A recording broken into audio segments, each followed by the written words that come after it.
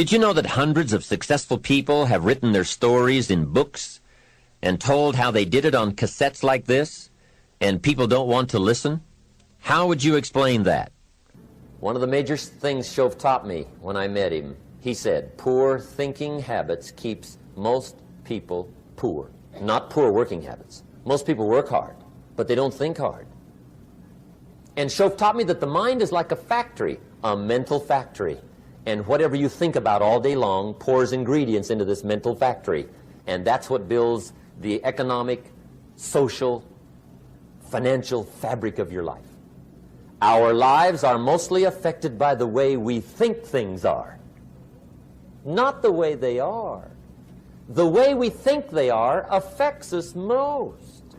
He quoted me a Bible phrase that says, as you think, so you become. When he talked about poor thinking habits, he had me. I used to start the day reading the morning newspaper. I mean, you can believe that or not. I'd get a cup of coffee and read the paper. I'd load up on wars and riots and murders and stabbings and killings and bank robberies and muggings and car wrecks and tragedies. I'd even read the back pages. I seem to like that stuff for some weird reason. I'd load up on all that, and then I'd start the day. You can imagine the kind of days I used to have. You walk around on your financial knees. Kids got good questions these days. One of them said to me, Mr. Rohn, how do you build the good life? I said, it's simple. It's not easy, but it's simple. Here's how you build anything. Select the right ingredients, keep out the wrong ingredients, and it starts with thought. Everything starts with thought. So you must be wise and careful what you think about, because that starts everything. And you decide what goes into your mental factory. Don't let anybody just dump anything they want to in your mental factory, because you've got to live with the results. The guy says, I want to be a great leader. Wonderful. The first thing we do is follow him to his house. When we get there, we walk in and check his library, number one. Somebody says, well, why check his library? The reason is because what a man reads pours massive ingredients into his mental factory, and the fabric of his life is built from those ingredients. You would not believe what some people have got in their house to read. You would not believe. One of the best dressed up words I know for a lot of it is trash. Can you imagine dumping a barrel of trash into this mental factory every day and coming out with a rich, dynamic, positive life? It can't be done. Now, you don't have to read or listen to educational cassettes half the night. Although if you're broke, it's a good place to start. But here is all I ask, just 30 minutes a day. That's all. Stretch it to an hour if you can, but at least 30 minutes. Half rich isn't bad. 30 minutes. Hear or read something challenging, something instructional, at least 30 minutes a day. And here's the next key. Every day. Don't miss. Miss a meal, but not your 30 minutes. Hey, you can get along without some meals, but you can't get along without some ideas, examples, and inspiration. How easy is it to get up in the morning when you know you're not doing all that it takes? It's not very easy at all. You can just lay there awake thinking, oh, what's a few more minutes in bed? It won't matter much anyway. Wrong. It does matter. It will matter. Now, how easy is it to get up in the morning when you're pouring it on, doing the best you can, anxious to get going, make progress toward your dreams? It's a whole different story. When you're resting to renew your reserves, it's much different than resting to avoid your day. When you're psyched up and excited for your life, when you're excited for what you've planned to accomplish for the day, it's amazing. You'll wake up before the alarm clock even tries to startle you awake. Your successes fuel your ambition. Your successes give you extra energy. Your successes pave the way for more successes. It's the snowball effect. With one success, you're excited to meet another, and another, and another. And pretty soon, the disciplines that were so difficult in the beginning, the disciplines that got you going, are now part of your philosophy. How do you know when you're successful? Do you have to be a millionaire? No. All we ask of you is that you earn all you possibly can. If you earn $10,000 a year and that's the best you can do, that's enough. God and everything else will see to it that you're okay. The key is to just do the best you can. If it's $10,000 a year, wonderful. If it's $100,000 a year, wonderful. If it's $1 million a year, wonderful. It doesn't matter $10,000 a year or $1 million a year. It doesn't matter as long as you've done the best you possibly can. Earn the most you possibly can. Be the most you possibly can. And here's why. The essence of life is growth. The essence of life is growth, to do the best you can. We keep growing until we're done. Get around successful people and listen. Now, you can also learn from unsuccessful people. Take notes on both, negative and positive. On the negative, the notes are called what not to do. And you got to learn what not to do as well as what to do. So learn from the negative as well as the positive. Find out what poor people read and don't read it.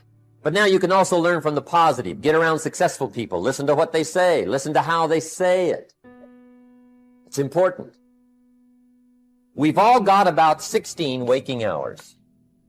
Practice listening those 16 hours. And I say practice listening because listening isn't easy. I found out it's easier to talk than it is to listen. But if you will practice listening the 16 hours you're awake, sure enough, from surprising sources comes great ideas.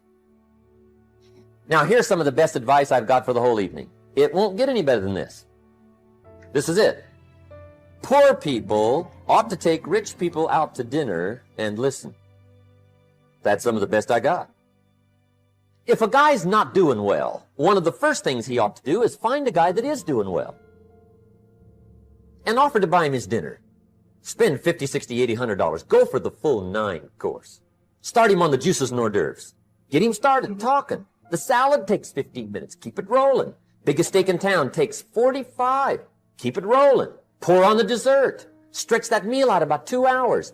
If you get a successful person to eat and talk for 2 hours, they're liable to drop ideas in your lap, change your life. Multiply your income by 2, by 3, by 5. But you're right.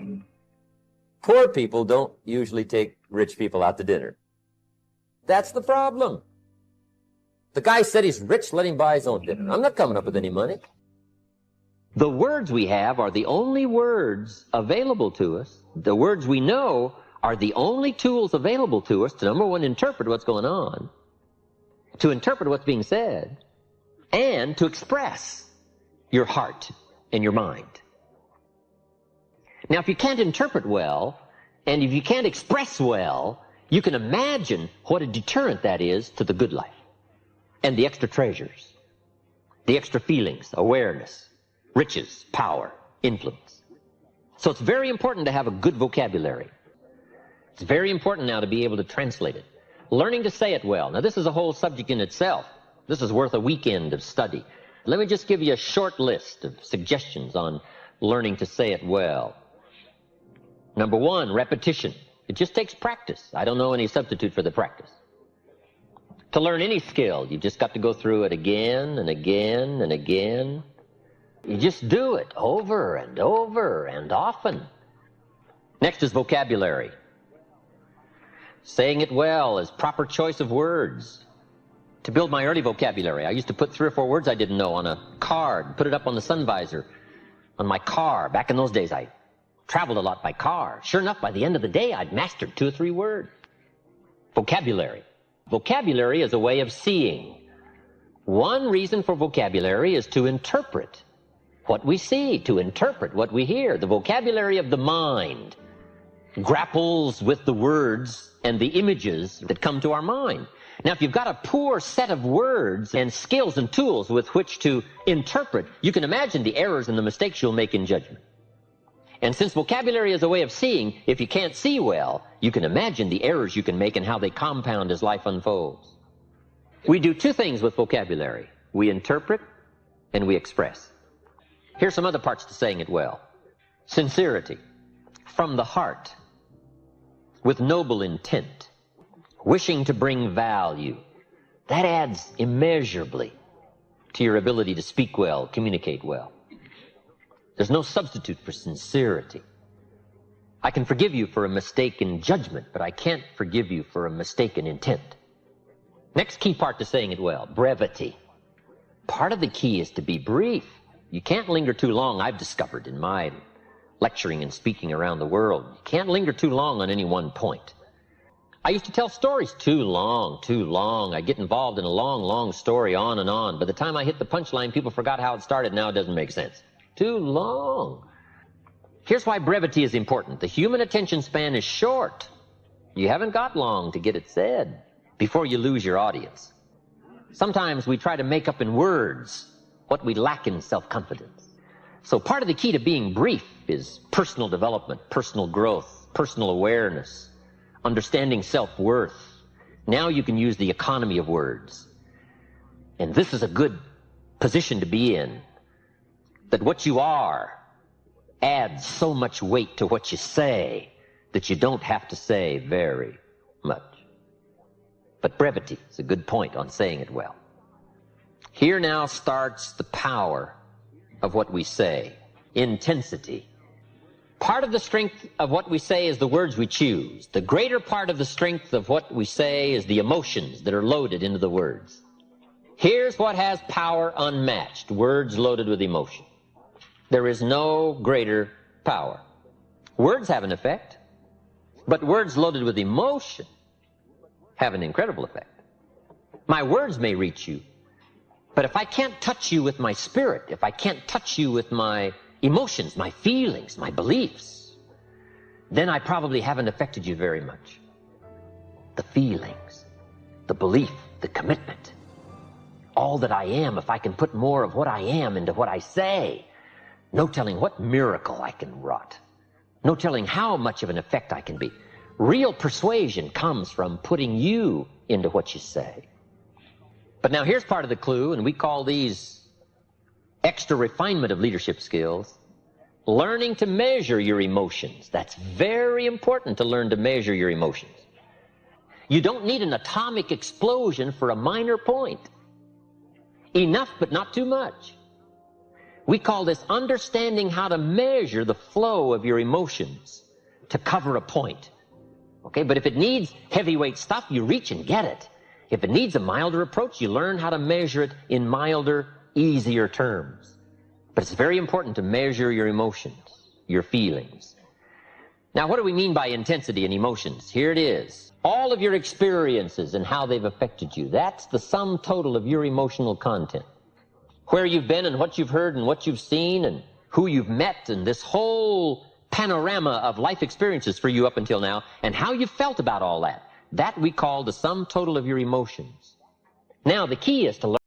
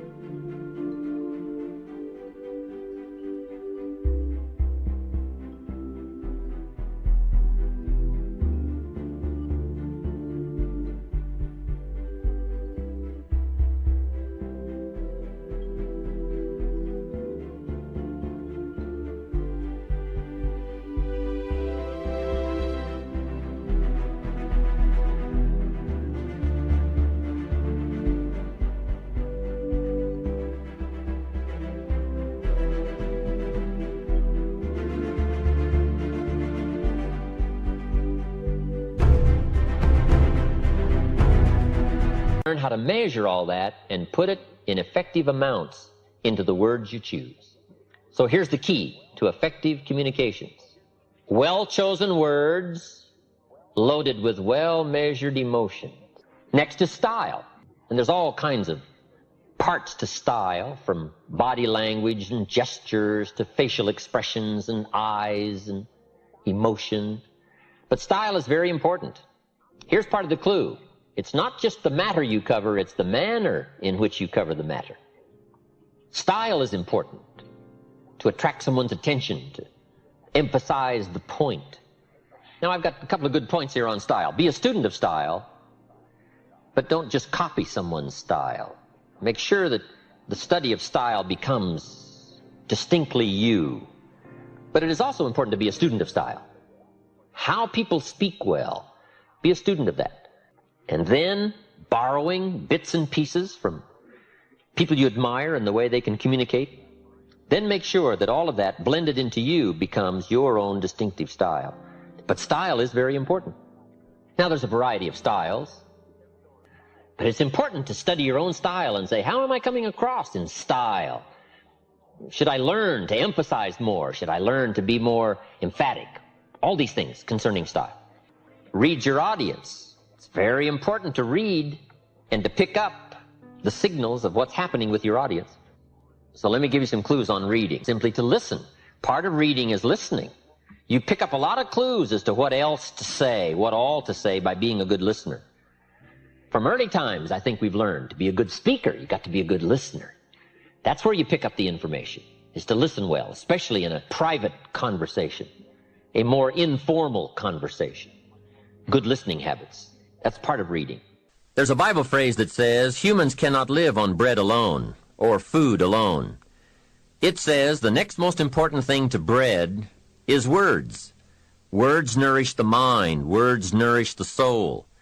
Humans have to have food and words to be healthy and prosperous. Make sure you have a good diet of words every day.